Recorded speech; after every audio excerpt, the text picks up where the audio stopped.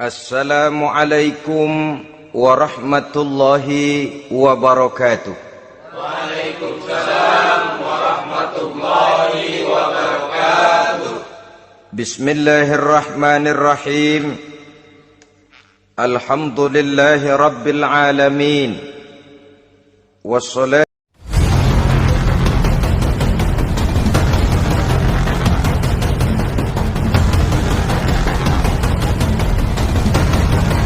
wassalamu ala ashrafil anbiya'i wal mursalin sayyidina wa maulana Muhammadin wa ala alihi wa ashabihil mujahidin at-tahirin, amma ba'du. Saudara-saudara kaum muslimin seiman dan sekeyakinan yang berbahagia, pada suatu hari seketika sedang berkumpul dengan para sahabat, Rasulullah pernah memberikan peringatan.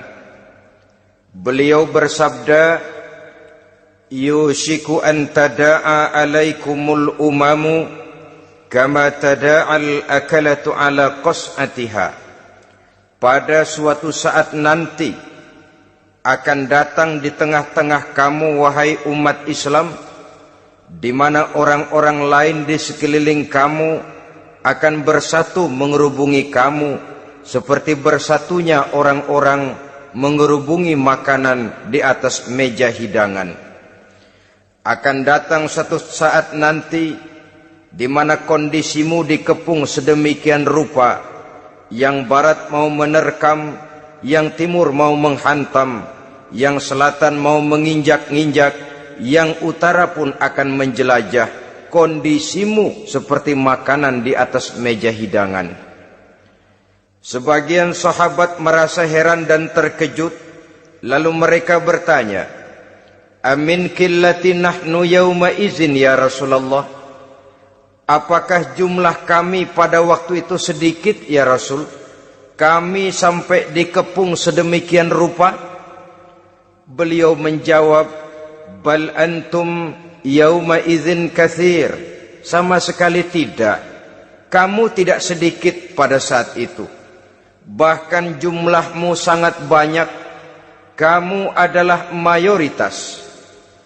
Walakinnakum ghusa'un ka ghusa'is sail. Tetapi keadaanmu saat itu persis seperti buih di lautan. Banyak tetapi centang perenang. Banyak tetapi tidak punya daya dan kekuatan. Banyak tapi dipermainkan gelombang lautan, dihempaskan ke tepian pantai tanpa punya makna dan arti. Kondisimu pada saat itu kuantitas yang tanpa kualitas, sehingga orang lain enak saja mengepung kamu. Akidahmu didangkalkan, dibanjiri dengan peradaban dan kebudayaan yang menjauhkan dari agama. Dari segi maksiat dan munkarat seluruhnya mengepung sampai kita melepaskan nilai-nilai Islam kita ini. Dan celakanya, sambung beliau, wal yanzi'anna fi qulubi aduwikumul mahabata minkum. Akan dicabut kehebatanmu di mata musuh-musuhmu, sehingga pada saat seperti itu orang lain memandangmu umat Islam enteng saja, remeh saja, tidak ada apa-apanya. Sudahlah, pokoknya umat Islam sikat saja. Umat Islam enteng, umat Islam kecil, umat Islam tidak ada apa-apanya. Alangkah ironinya, alangkah menyedihkannya, memilukan dan sekaligus memalukan. Umat yang mayoritas ini dipermainkan oleh yang minoritas. Umat yang jumlahnya terbesar, terbanyak, bahkan konon menurut catatan sampai 90%, tapi dipermainkan oleh mereka kelompok-kelompok kecil ini. Wal yakzifanna fi qulubikumul wahn. Pada saat itu di hatimu dicampakkanlah penyakit wahan. Sahabat kemudian bertanya, wa mal wahnu ya Rasulullah? Apakah penyakit wahan itu ya Rasul? Beliau menjawab, hubbud dunya wa karahiyatul maut. Penyakit wahan itu tidak lain hubbud dunya wa karahiyatul maut. Terlalu cinta kepada dunia dan terlalu takut kepada mati. Materialistis dan takut resiko. Dua penyakit inilah yang menyebabkan walaupun umat ini mayoritas, tapi dipermainkan oleh yang minoritas. Walaupun dia golongan terbesar, tapi nasibnya seperti makanan di atas meja makan. Dari segala macam penjuru mau menghantam dia. Saudara-saudara kaum muslimin yang berbahagia, ini merupakan analisa sosial bahwa pada satu saat nanti akan terjadi di tengah-tengah umat di mana kita dihantam dan diserbu dari segala macam penjuru. Akidah didangkalkan, peradaban dan kebudayaan dirusak, makanan dan minuman diracuni, pakaian ditelanjangi dan lain sebagainya, sampai kita melepaskan nilai Islam yang kita cintai ini. Kondisi sosial ini satu saat akan datang kepada kita. Demikian analisa dan peringatan dari Rasulullah sallallahu alaihi wasallam. Marilah sekarang kita melihat, adalah benar bahwa di zaman sekarang kita insya Allah tidak akan mengalami perang Badar sehebat yang pernah dialami oleh Rasul dan para sahabatnya. Tetapi sesungguhnya perang yang kita hadapi di zaman sekarang ini tidak kalah hebatnya dengan perang Badar, tidak kurang dahsyatnya dengan perang Uhud, tidak kurang ngerinya dari perang Khandaq. Hanya saja yang kita hadapi sekarang ini bukan ujung pedang, bukan ujung tombak, bukan ujung panah. Yang kita hadapi sekarang ini adalah perang akidah, perang ideologi, perang mempertahankan keyakinan. Yang kalau kita kalah sekarang, kita memang masih beragama. Tetapi anak kita, cucu kita, generasi yang akan hidup 5, 10, 20, 30 tahun yang akan datang, wallahu a'lam bissawab. Islam, saudara-saudaraku, tidak mungkin hilang dari dunia. Tetapi tidak mustahil Islam gulung tikar dari desa kita. Tidak mustahil Islam gulung tikar dari kampung dan kota kita, jikalau kita tidak menjaganya, jikalau kita tidak memeliharanya, bahkan jikalau kita tidak mewariskannya kepada anak-anak kita, generasi yang akan datang. Marilah kita mengingat sejenak bagaimana Islam di Spanyol yang pernah jaya, pernah mewarnai daratan Eropa, dan yang sekarang hanya sekedar tinggal ceritanya saja. Ini pernah diperingatkan oleh Rasul dalam satu hadis, sayati ala ummati zamanun la yabqal Islam illa ismun wala minal Quran illa rasmun. Akan datang satu masa di tengah umatku di mana pada masa itu Islam ada tapi hanya tinggal sekedar namanya saja, dan Quran pun ada tapi cuma sekedar tinggal tulisannya saja. Apabila kita tidak mewariskan ini kepada generasi yang akan datang, maka serbuan-serbuan dari berbagai macam penjuru dari hari ke hari semakin kita rasakan kehebatannya. Tidak mustahil sejarah Spanyol akan terjadi di desa kita, akan terjadi di kampung kita, akan terjadi di kota kita.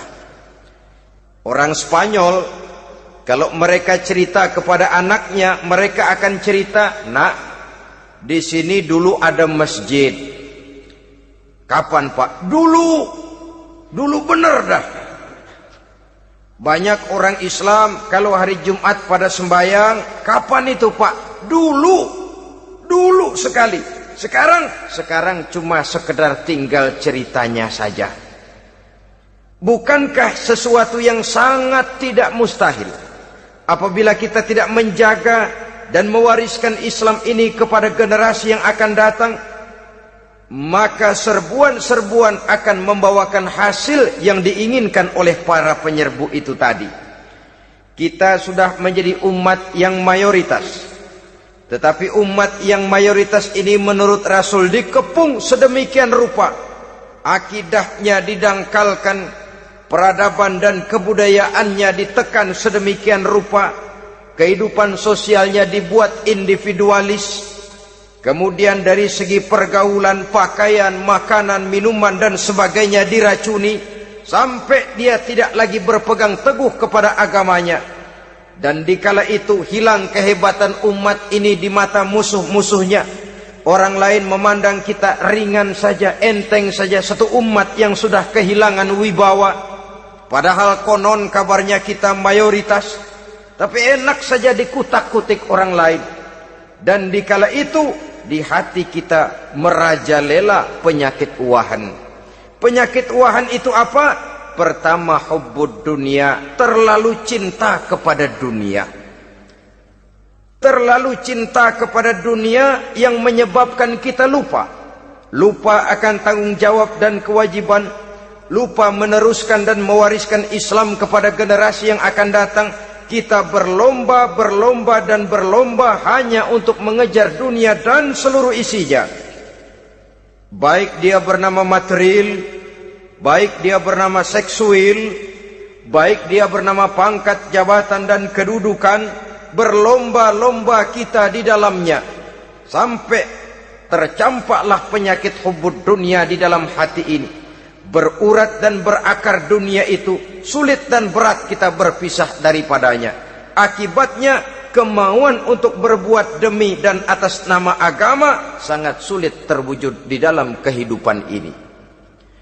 Yang kedua, karahiyatul maut, terlalu takut kepada mati. Baik mati ajal, mati dalam artian yang sebenarnya, baik mati usahanya, baik mati karirnya, baik mati pangkat dan jabatannya.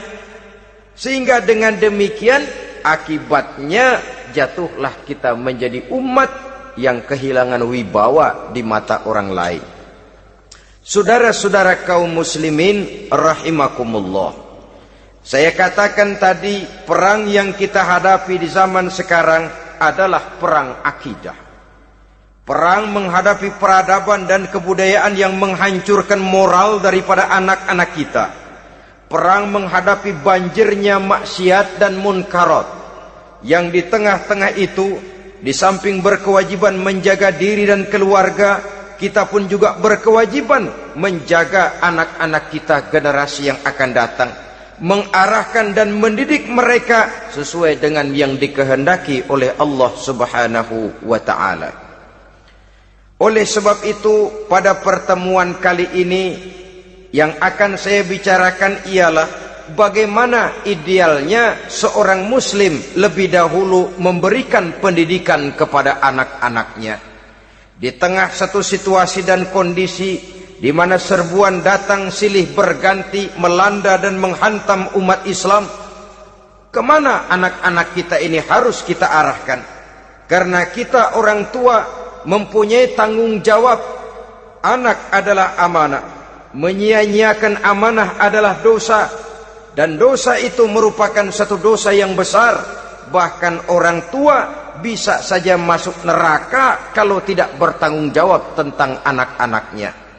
Satu riwayat menjelaskan, ada orang soleh, ngajinya cukup, sholatnya cukup, puasanya cukup, zakatnya cukup, di mana ada majelis taklim hadir, baca Quran hobi, fitnah orang tidak pernah. Di akhirat setelah disidang dia ternyata lebih banyak kebaikannya daripada kejahatannya, maka dia pun diperintahkan dan dipersilahkan masuk ke dalam surga. Giliran anaknya disidang, biang okem nih anak. Ditanya, siapa Tuhanmu? Tidak tahu. Siapa nabimu? Tenyaho. Apa kitabmu? Ora gelem. Kamu pernah sholat? Tidak. Zakat? Tidak. Puasa? Tidak. Judi? Hobi. Zina? Tiap malam. Mabuk? Berat. Wah, brengsek kamu. Kebaikan tidak ada barang sedikit pun, sementara kesalahan dan dosa berlipat ganda. kamu neraka. Anak ini protes. Benar, saya tidak kenal siapa Tuhan saya. Saya tidak tahu siapa Nabi saya. Saya tidak tahu kitab suci dan kiblat saya. Saya tidak sholat, tidak zakat, tidak puasa. Tiap malam saya judi, saya zina, saya mabuk. Tapi saya kerjakan semua itu karena saya tidak tahu dan orang tua saya tidak pernah memberitahu saya. Dia enak-enakan hadir di majelis taklim, saya nyekek botol, didiemin saja. Dia enak-enakan baca Quran, saya zina, didiamkan saja. Saya bukan tidak mau, orang tua saya sama sekali tidak pernah mendidik saya. Dia mau benar sendiri. Maka kalau sekarang saya harus masuk ke dalam neraka, saya menuntut agar orang tua saya ikut sama-sama bergabung dengan saya ke dalam neraka. Gara-gara dia tuh saya jadi begini. Orang tuamu yang mana? Tuh, yang barusan mau ke surga. Ini orang tua yang sudah mau berangkat ke surga dipanggil. Sebentar dulu mas. Ini benar anak kamu? Iya pak. Waktu di dunia kamu tidak pernah ajarin dia ngaji? Sampai dia tidak kenal Tuhannya, tidak kenal nabinya, tidak kenal kiblat dan kitab sucinya? Iya pak. Dia tidak sholat, kamu diamkan saja. Dia tidak puasa, tidak zakat, kamu bersikap masa bodoh. Bahkan dia judi, dia zina, dia mabuk, kamu pun berdiam diri saja. Iya pak. Tahukah kamu bahwa anak ini adalah amanah? Menyia-nyiakan amanah artinya khianat, dan khianat adalah dosa yang sangat besar. Kamu tidak bertanggung jawab, maka kamu, anakmu gabung ke dalam neraka. Saudara-saudara kaum muslimin rahimakumullah, itu sebabnya Allah pesan benar-benar, ya ayyuhalladzina amanu qu anfusakum wa ahlikum nara. Hai orang-orang yang beriman, jaga dirimu dan keluargamu, istri, anak, orang-orang yang menjadi tanggung jawab dan kewajiban kita, jaga dan pelihara mereka dari api neraka. Saudara-saudara kaum muslimin, lalu kalau kita orang-orang tua yang hidup di zaman sekarang ini sudah sering beristighfar, mengurut dada, melihat situasi, membaca peta keadaan, konon tantangan yang akan dihadapi oleh anak-anak kita 15, 20, 25 tahun yang akan datang jauh lebih berat dari apa yang kita hadapi sekarang ini. Maka adalah wajar jika kita sebagai orang tua yang cinta kepada agama, cinta kepada anak-anak kita, berpikir untuk mewariskan nilai-nilai yang luhur ini kepada anak-anak kita generasi yang akan datang. Bagaimana pada mulanya kita harus mendidik mereka? Mari kita telusuri apa yang dicontohkan oleh Al-Quranul Karim.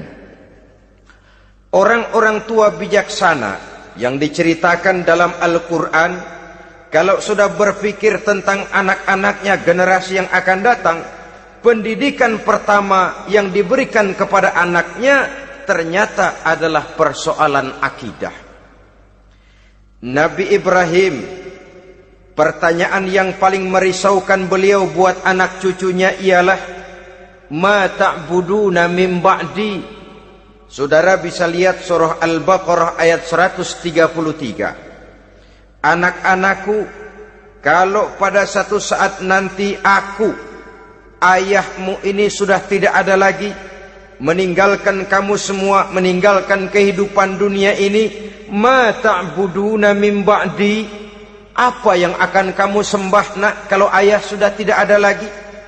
Jikalau ayahmu sekarang masih rajin ke masjid, melakukan rukuk dan sujud, i'tikaf dan membaca Quran, kalau satu saat ayahmu meninggalkan dunia ini, masihkah engkau mau ke dalam masjid? Masihkah engkau rukuk dan sujud? Masihkah engkau i'tikaf? Ma ta'buduna min ba'di, apa yang akan kamu sembah kalau aku ayahmu tidak ada lagi nak? Ditanamkan bukan hanya keyakinan bertauhid, sekaligus juga menyembah kepada Allah yang kita yakinkan dengan tauhid itu tadi. Bukankah berbeda dengan kita kebanyakan orang tua sekarang? Kita tidak pernah berpikir ma ta'buduna min ba'di. Kalau bapak tidak ada, kamu nyembah apa nak?